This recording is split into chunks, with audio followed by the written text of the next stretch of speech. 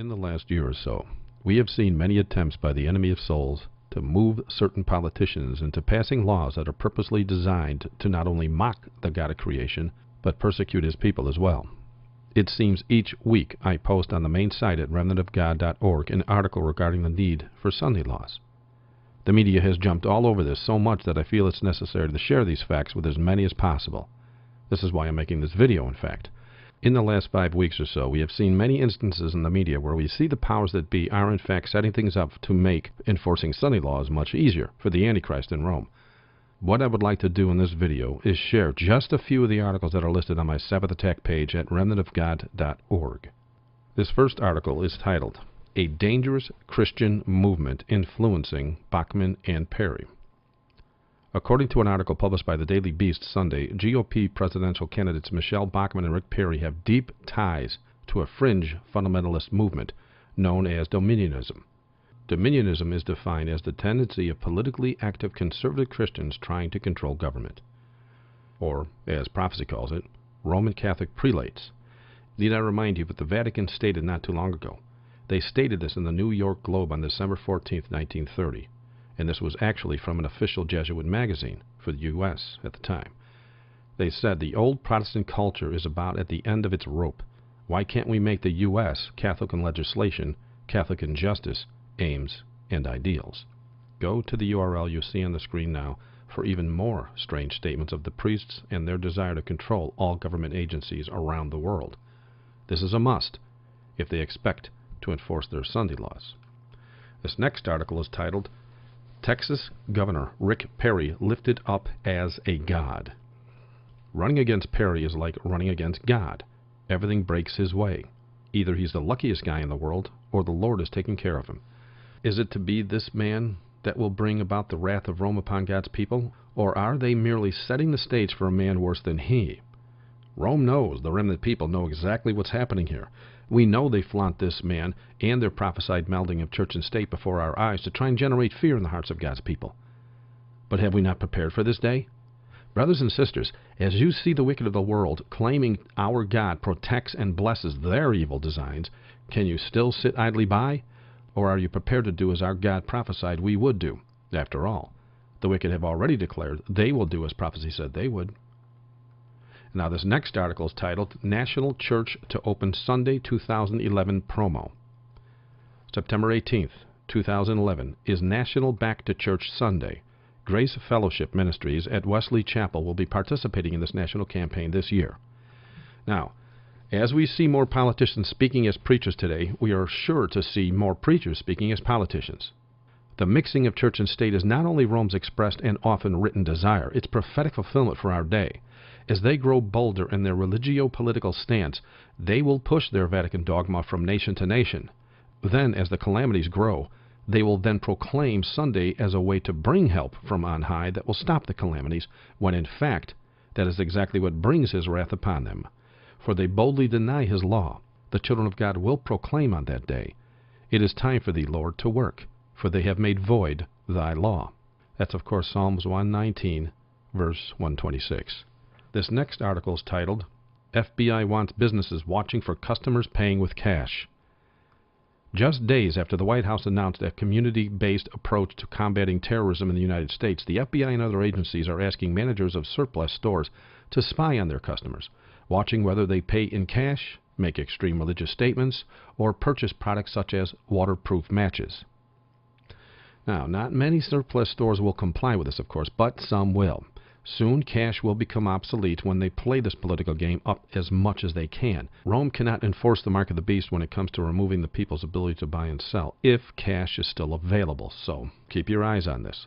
Right before they completely remove cash from society, watch how the media starts to report on how some are using cash to purchase weapons or other dangerous items. So, they will make it appear to be in the people's best interest that cash be removed.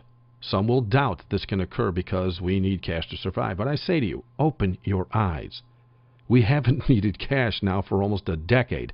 The method by which to successfully remove cash is already set in place. The credit cards, direct deposit, auto pay options on the banks, they're already using this, and they're ready and waiting for the other shoe to drop. This is all they're waiting for.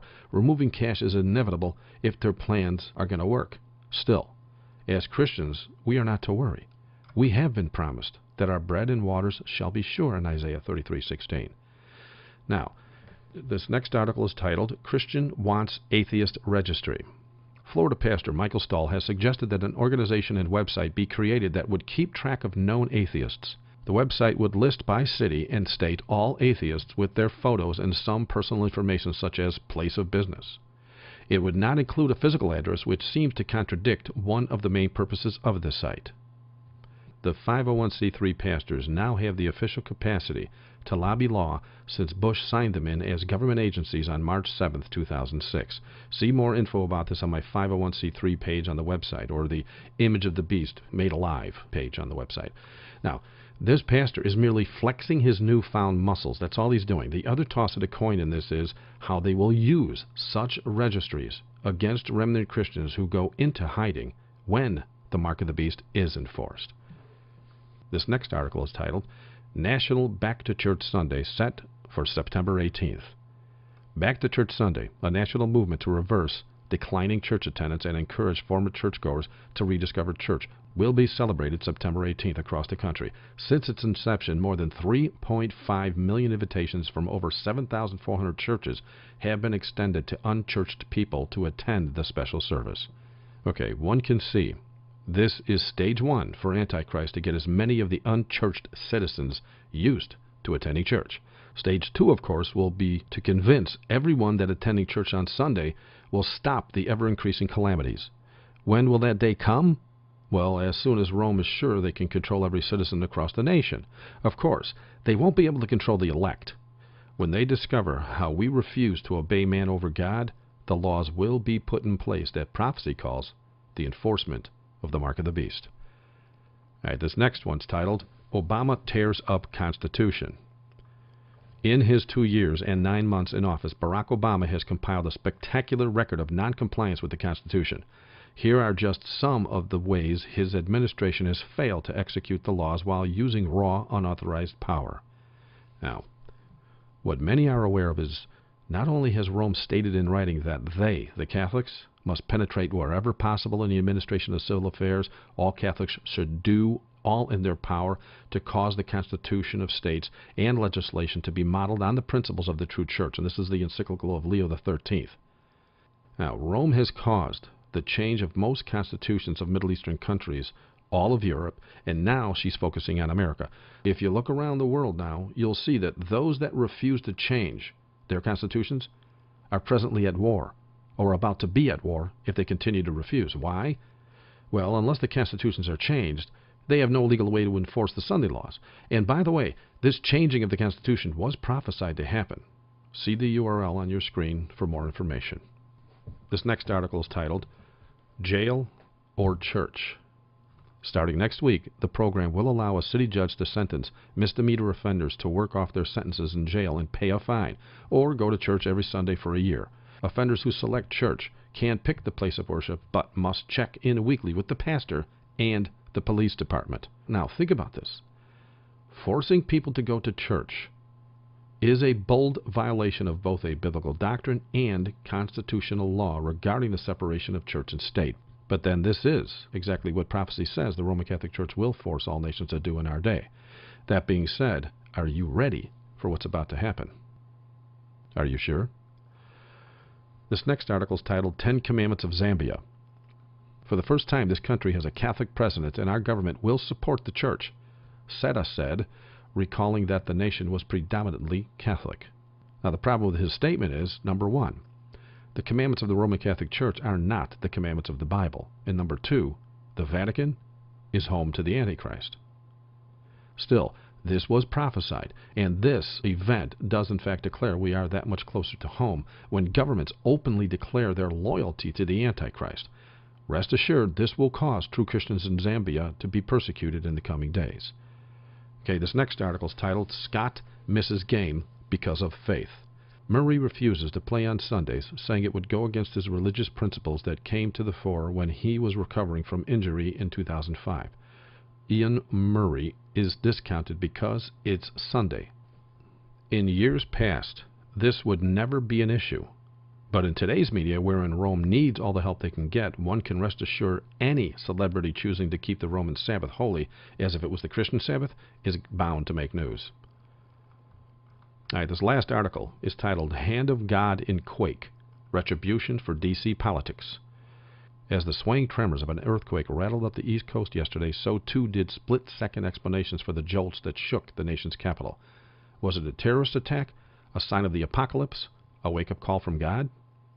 Now, some may say this is a good thing, but keep in mind who is preaching in the articles.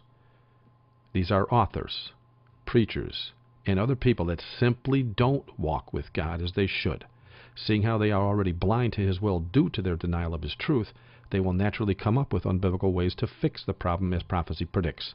Since they don't understand biblical jurisprudence in the first place, Rome's suggestion of Sunday laws will be seen as a good idea to them. Prophecy says they will look to God to stop the calamity, so articles like this will become more and more frequent as we get closer to them actually enforcing the mark of the Roman beast. I hope and pray you were blessed by what was just shared in this video. God bless.